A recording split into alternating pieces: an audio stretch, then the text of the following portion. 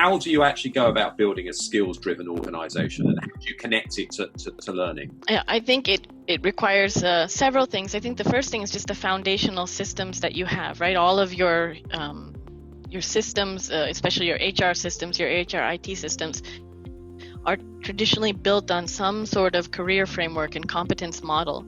And one important thing we have to do with those models is to really shift them to a skills basis, because this is a much more transferable, transportable currency. People can understand what are the jobs to be done. How do I find out what level I should be aiming for? How do I build the skills necessary in order to advance? So I think many people can easily dismiss this work as plumbing, but it's not. It is absolutely creating, the framework, I would say the scaffolding for how to have a skills-based organization in the first place. You have to get the whole company, quite frankly, to just speak the same language of what skills are what, how we describe them, what they consist of, where they matter, how they relate to jobs to be done. So I think that's, even though it's sort of a scaffolding thing, I think that's a very foundational thing and we see it as a very, very important thing. I think the next thing, though, is how you visualize these skills. As I said earlier, this is the one thing that is, sometimes I say it's like oxygen. They're necessary, they're vital, but they tend to sometimes be invisible. You need them, but you can't really see who has them and whether you have them. And so I think visualizing them, and here I think things like AI give us new tools, new dashboards, new technologies to visualize things like progression. That I don't really care if, Vidya's a level 3 and David's a level 4, but what I really care to see is David has gone from level 0 to level 4, and, meanwhile, Vidya just stayed at a level 3.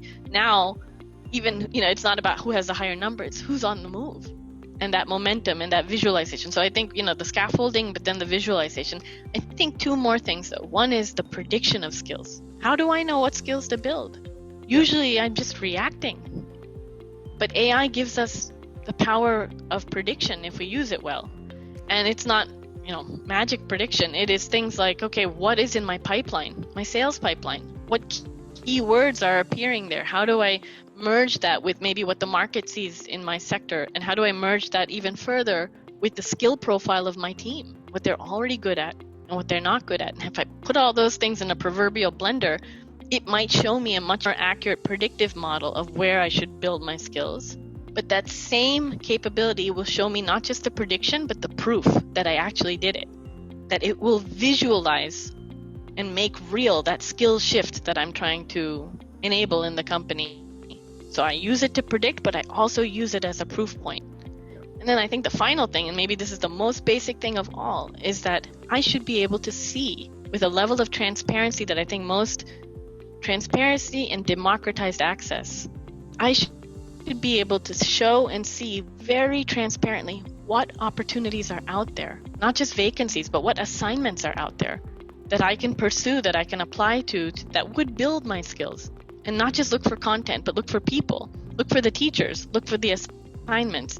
So I think those kinds of things, scaffolding, the visualization, the prediction and proof through AI, and then just this connection to what the opportunities actually are.